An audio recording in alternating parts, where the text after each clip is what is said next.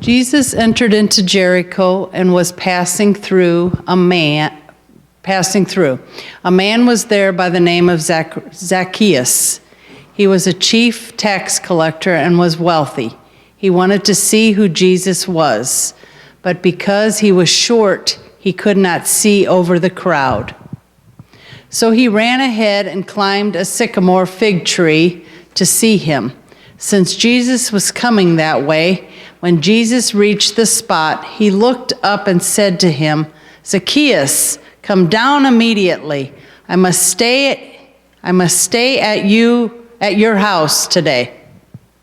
So he came down at once and welcomed him gladly. And the people saw this and began to mutter, "He has gone to be the guest of a sinner?" But Zacchaeus stood up and said to the Lord, "Look, Lord, here and now give half of my possessions to the poor, and if I have cheated anybody out of anything, I will pay back 4 times the amount." Jesus said to him, "Today salvation has come to this house, because this man too is a son of Abraham.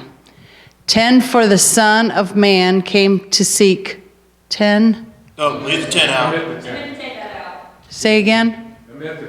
Okay. For the Son of Man came to seek and to save the lost. Word of God for the people of God.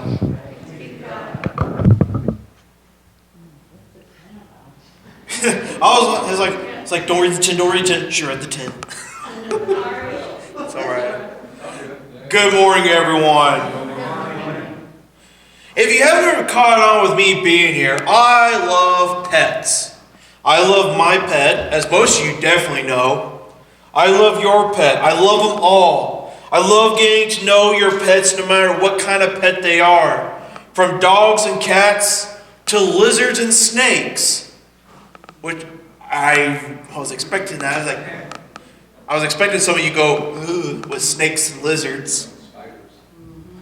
Okay, I draw a line of spiders. Okay, we're only that long. Anyways.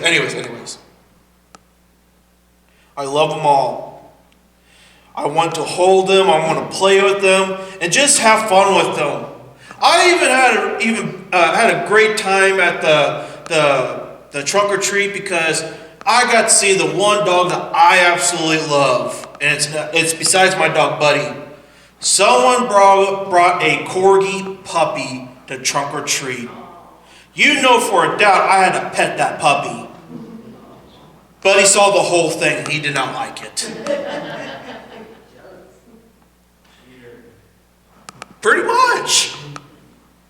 But anyways, let me ask you this though. We all know that there is a big stray pet population out there with dogs and cats, right?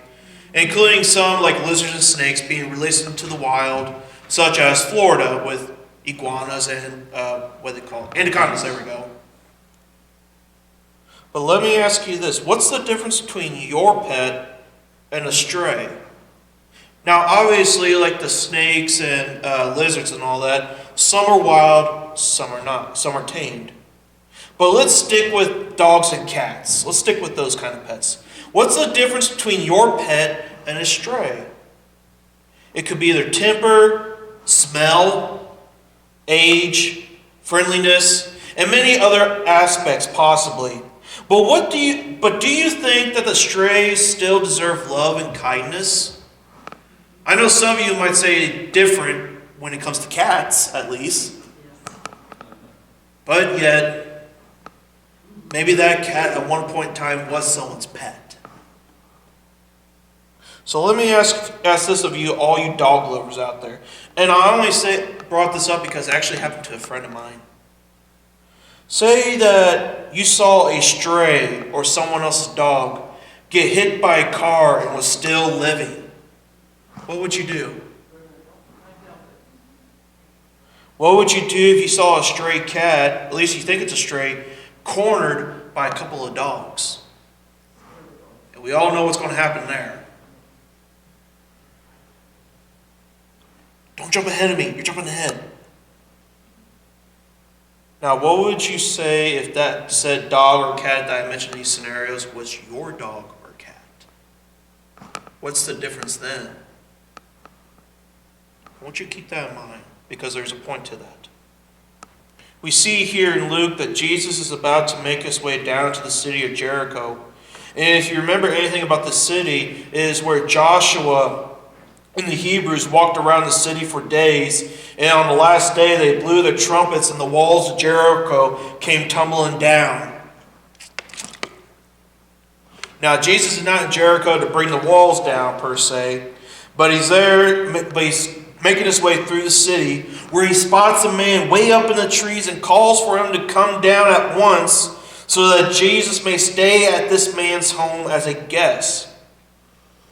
This man was none other than Zacchaeus, the chief tax collector, who was really rich. Now, Zacchaeus is not your typical tax collector who sits behind a booth collecting the normal sales tax, property tax, so on and so forth. No, Zacchaeus is like the IRS. When you don't pay your taxes, he shows up to your home with Roman muscle and takes whatever he wants till he thinks the bill's been paid in full, which would normally lead to ripping people off. But he's got the Roman muscle there. The people can't do anything. And not only does he basically rob people, he also recruits other people to be tax collectors beneath him. So Zacchaeus is actually in charge not of a town, but a whole entire region of tax collectors. So when these other tax collectors collect the tax, he actually gets a slice of the collection itself. So you can kind of see where Zacchaeus got pretty rich. And what's one thing that we know about rich people in the Gospels? They normally get it handed right to them by Jesus, right? Most famously, the rich man in the eye of a needle. A camel can pass, I'm butchering this. A camel can pass through the eye of a needle compared to a rich man. Usually it does not end well for the rich man. So it's safe to assume here that Jesus is going to give Zacchaeus the what for, right? Because we actually read a lot of those rich people stories in the Gospel of Luke, where Luke is going, yeah, stick it to him, Jesus. But this story, Luke is most likely gritting his teeth because he does not like the outcome. You all know that feeling. But something strange happens here in Luke. Usually, like I said, the rich people, when any rich person comes in contact with Jesus, they either A, want to put Jesus in his place, B, buy their way into the kingdom, or C, just want to avoid him at all costs and want nothing to do with him. Zacchaeus, though, seeks out Jesus. This rich man, this prominent man in society, seeks out Jesus and wants to see him. We do not know what the reason is for Zacchaeus seeking him out, or what the why is, but that's really not important here in the story, because Luke doesn't give the reason, because it's not important. But first, we do need to take note of Zacchaeus' actions. As I mentioned, Zacchaeus is a very prominent member of society. He's one of those people that his nose is so far in the air that if it started raining, he would most likely drown. You know those kind of people.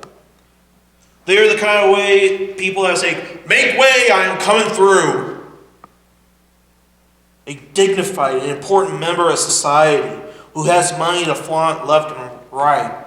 But instead of that man who's held to that sort of standard, that sort of status that we all know, we see this supposedly dignified man running down the streets like a madman, trying to get ahead of Jesus, trying to get ahead of the crowd.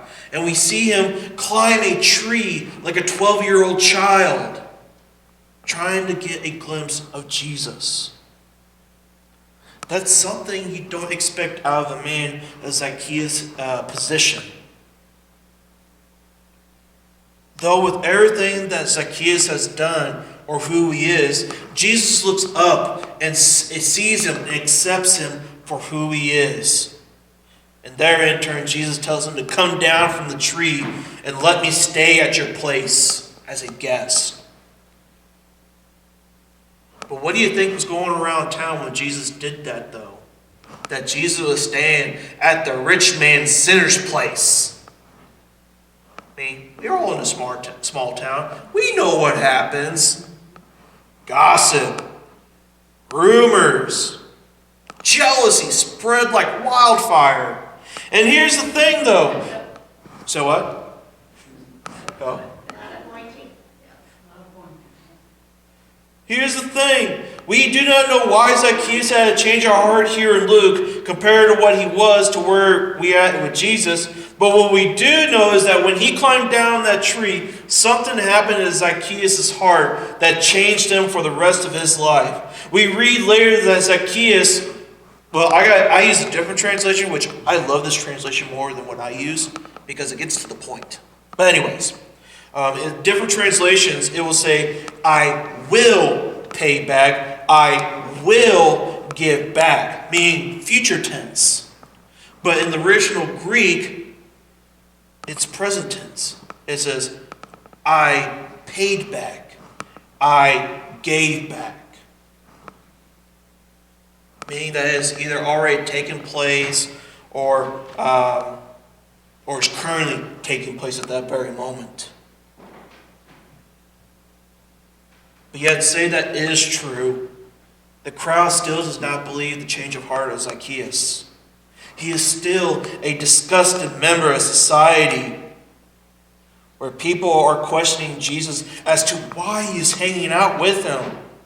Jesus, this man is not worth your time. He is beneath you. Jesus, you need to stay on target and forget about this man. You need to stick to your own kind, Jesus, mainly the poorer people. And this goes on and on like this. Same thing happens in a small town, right? But what does Jesus essentially say to everyone to get them to shut up? And I'm inserting a lot of my own lines in here, so bear with me. His kind is your kind. He is one of you. He is a son of Abraham like you, a child of God. If you ignore him, I will ignore you. But we do not know what was in Zacchaeus' mind when he ran and climbed a tree. But I guess that means in part that since our motives here in this story are best mixed, we can probably place ourselves easily to take a chance. Jesus might invite himself into our houses as well, that we are much like Zacchaeus on that branch, going on a limb to ask Christ, or to at least see Christ.